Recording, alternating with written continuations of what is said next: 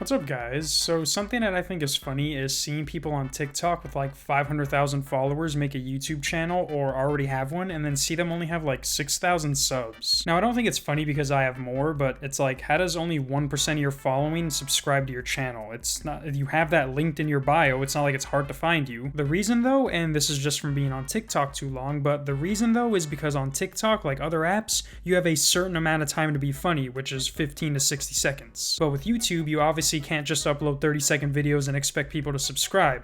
Or, I mean, like, you can, but I don't think it'll play out the same way. So because of that, when it comes time for these TikTok creators to make videos that are longer than a minute, they don't know how to keep it entertaining, and you're just sitting there like, what the fuck? This is not what your TikTok implied you're capable of. But for today's video, we have someone who not only makes funny videos on TikTok, but they also know how to make a proper length YouTube video. So if you're on TikTok, some of you might know Soupy Poopy 69. Awesome name, right? Well, some of you might have seen his TikToks. Me at a job interview. Hi, my name's Dan. I'm here for the job interview. Me when I find out the company's called racism. I hate you! You suck! I hate you! He has like 250K on there, but then, like I said, you go over to his YouTube and he has like 8,000, which is almost like 4% of his followers. Now, obviously, I know 8,000 is way more than my pathetic 700, but I'd be pissed if I had 250,000 goddamn fucking followers on one account and only a fraction of them cared about the actual content I put an actual effort into making. That's like opening a restaurant and only having your friends and family members eat there. Like,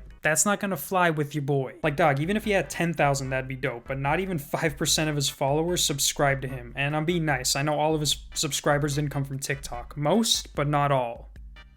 And maybe, I don't know. But anyways, the reason I bring up Soupy Poopy 69, I don't know his real name. He's probably said it before, but I like saying Soupy Poopy 69, so we're gonna keep it like that. Anyways, the reason I bring him up is because I don't know if YouTube and TikTok are working together, but right after watching some of his TikToks, I get recommended one of his videos. 90s kids, the millennial boomers. Now, because I had just watched this man make a grandma fell down joke, I challenge you to a staring contest in 3, Dan, 2. come here, quick. You know, I'm making a video. It's Grandma. She fell down the stairs again. What?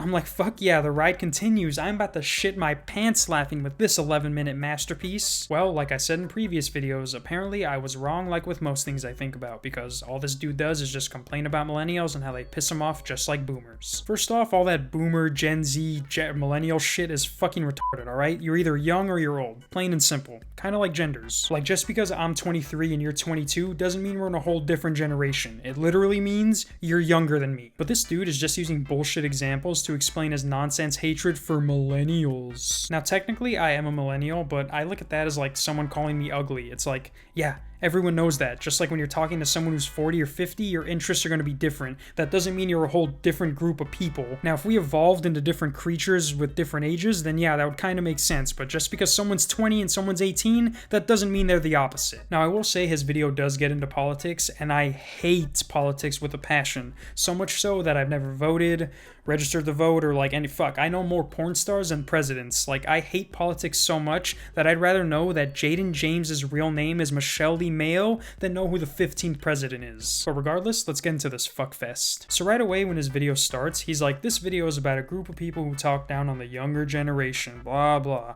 I'm not talking about boomers, I'm talking about millennials. Today I'm going to be ranting about a group of people that really grind my gears. They're arrogant, resistant to change, and speak condescendingly about generations younger than them. Nope, I'm not talking about boomers, although that applies to boomers. I'm talking about millennials. Now, I could end the video here and be like, yeah, you dumb shit. Every generation for as long as humans been on Earth, and including yours, is gonna act like the one below theirs is not as good. But there's more, so next he lets us know the age for each generation.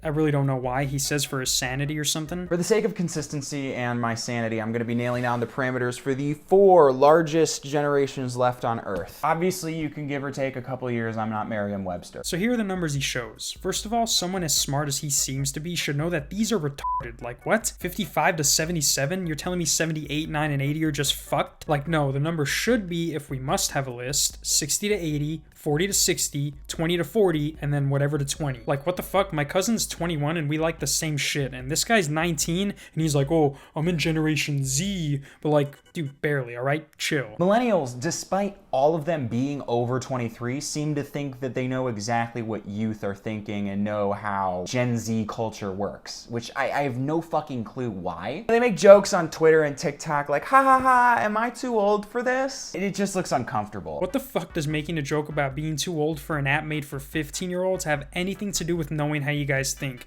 It's not like you guys are predictable or anything, right? Oh, Generation Z getting mad at millennials because they can't relate? Oh my god, I've never heard that shit before anywhere. So the next part of his video, he just reads that OK Boomer news article from New York Times and is like, millennials don't know about this and millennials are wrong about that. But then halfway through reading the article, he's like, what's bad about it is all these people being interviewed acting like it's a political movement, and all the quotes he's reading are from people his age. But that's not the bad part. The bad part is how all these people being interviewed are talking about it as if it's some kind of political movement. Every movement needs an anthem, and the Undisputed Boomer Backlash Hymn is a song written and produced by Jonathan Williams, a 20-year-old college student. We're not taking a jab at boomers as a whole. We're not going for their lives, said Christopher Messer, 18. Said Christopher Messer, 18. Said Christopher Messer, 18.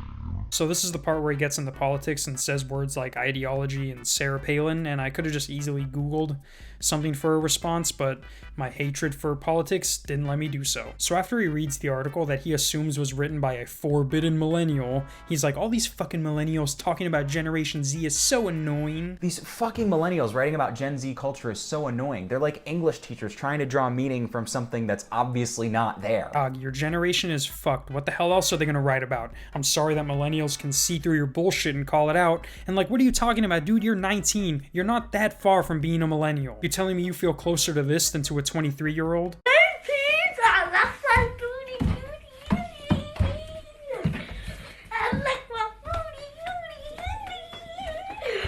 Well, you do have that Fortnite poster in the back. Like, just because you went to a website that says this age is this and this age is that doesn't mean you're any different. Like, yeah, we may like some different things, but unless you're trying to relate to a 45-year-old, there's not going to be that much of a difference. And you yourself will prove that with your next statements. Isn't that crazy? So to finish off his video, he's like, remember when old people were like, oh, back in the day, we had the good music and whatnot.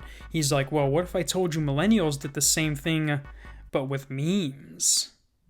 And at this point, I was kind of heated because he had said nigger twice to prove a point because God knows there wasn't any other examples you could have used other than that. But, you know, me, a light skin, gets scolded for using it. But anyways, then he's like, remember 5 years ago when people on Twitter were posting, only 90s kids remember these? You keep scrolling. You see another meme, this time by a 24-year-old woman with her astrological sign in her bio. Only 90s kids remember these shows. And then he starts saying that for the first time, 90s kids had something to relate to, but they were ostracizing the younger generation by claiming shit like going outside and that stupid S thing. Millennials, for the first time, had a platform where it was strictly millennials and people younger than them.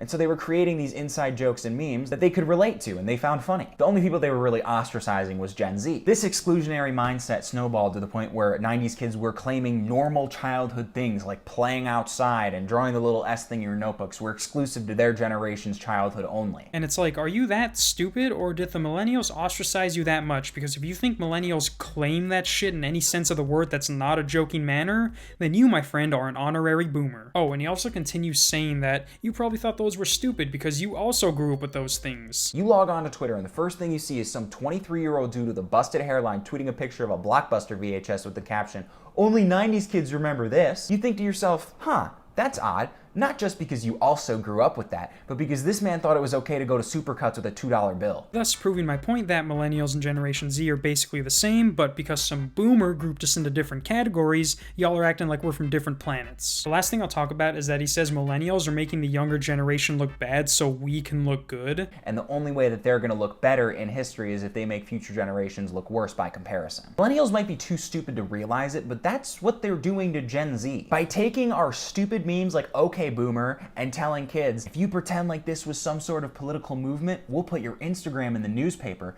You're making all of Gen Z look like fucking idiots. First off, we're not doing anything. If y'all are dumb enough to agree to some stupid article to have your Instagram name be shown, that's on y'all fucking, that's on you, dummy. Like, there is no way millennials are making Generation Z look any worse than y'all are making yourselves. Have you been on TikTok? There are some fucking stupid kids on there. Yes, there are some stupid adults, but it doesn't even compare to the amount of kids.